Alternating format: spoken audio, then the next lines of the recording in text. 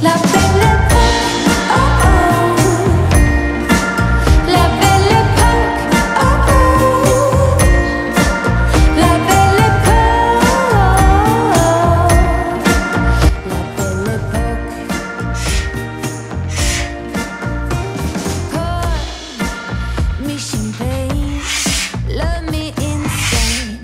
Flowers and chocolate in a color that matches my bonnet. Oh no, it's not a test, only the best. Belle époque, oh oh. La belle époque, oh oh. La belle époque, la belle époque. Airplanes with my name and dinner at restaurant Le Maurice. Oh no, no, it's not a diss. I only drink fizzy fizz. Oh, oh, throw me a kiss. Belle époque, oh oh. Sweet belle époque, oh oh. La belle époque.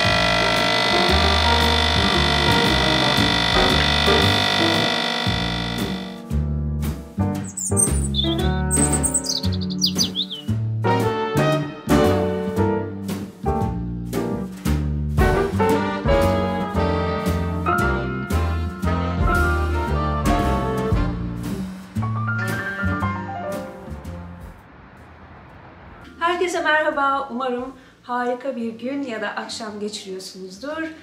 Bugün benim için çok güzel bir gün. Geçen hafta olduğu gibi. Çünkü hava birazcık serin. Aynı zamanda birazcık zaman zaman güneş var. Yağmur yağıyor zaman zaman. Bugün hafta sonu günlerinden bir tanesi. Ne yapacağız? Önce küçük bir paylaşım. Şu anda verandamdayım. Eğer hatırlıyorsanız verandamın rengi griydi. Eğer hatırlamıyorsanız lütfen bir önceki videolarıma gidip bakın. Birazcık böyle karanlık, kasvetli bir renkti. Pek hoşlanmıyordum. Eşimden rica ettim yardım edebilir mi diye rengini değiştirmek için ve 5 gün boyunca eşim yalnız, ben bu arada yardım istedim ama o yaptı. Verandayı beyaza boyayabilir miyiz diye sormuştum ve o beyaza boyadı. Şu anda çok güzel. Hatırlıyorsanız bu verandada ışık da yoktu. Ikea'dan bir tane lamba almıştık ama o lamba olmadı. Geri göndermek zorunda kaldım. Ne yaptık? Peri ışıkları vardı. Daha da çok peri ışığı ekledik ve farklı bir düzenekte ekledik. Özür dilerim, şu anda etrafa bakıyorum çünkü gerçekten çok güzel oldu. Eşim peri ışıklarını da ekledi ve birkaç tane de farklı ülkelerden aldığım objeler var. Onları astık. Verandada güzel durabileceğini düşündüğüm objeler. Onun dışında ne yaptık? Bu kadar. Bir de bugün size bahçe turu yapacağız. Sizinle bir bahçe turu yapacağız. Sürekli yağmur yağdığı için, hava çok güzel olduğu için bahçem yeşil şu anda. Ve çiçekler var, birazcık meyve var. Birlikte bugün birazcık elma toplayacağız, birazcık üzüm toplayacağız. Hatta üzüm ağacım verandama, camına, nasıl söylenir bu? Şöyle tarif edeyim. Şurası pencere ve üzüm ağacı pencerenin üzerinde. Neyse size göstereyim ben. Açıklayamadım. Şöyle ki pencereyi açıp bir salkım üzüm alıp yiyebilirsiniz direkt. Bir de bugün sizlerle birlikte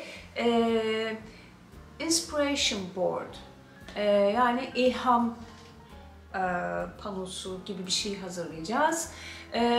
Bunu İngilizce'de farklı kelimelerle ifade ediyorlar.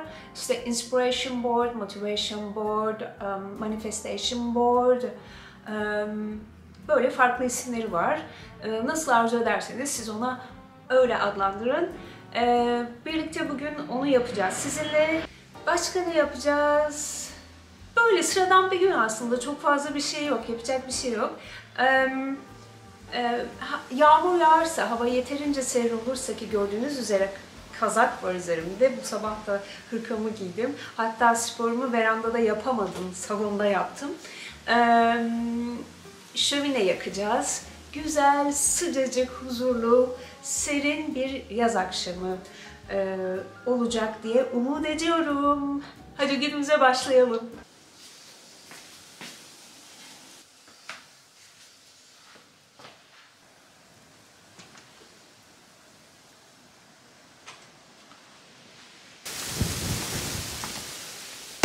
La belle époque, oh oh. La belle époque, oh oh. La belle époque, la belle époque. Pour me champagne, love me insane. Flowers and chocolate in a color that matches my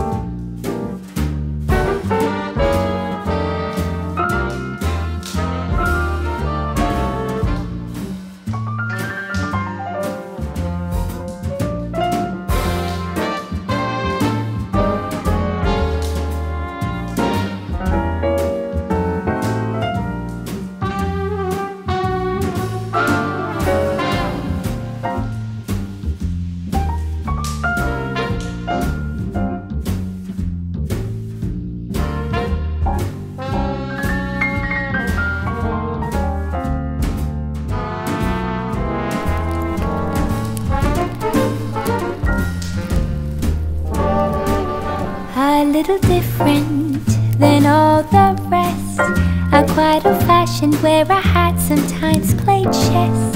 And when I'm out, I'm looking for that vintage fling. But all complexions that I adore, so hard to find, these seem impossible to score. So I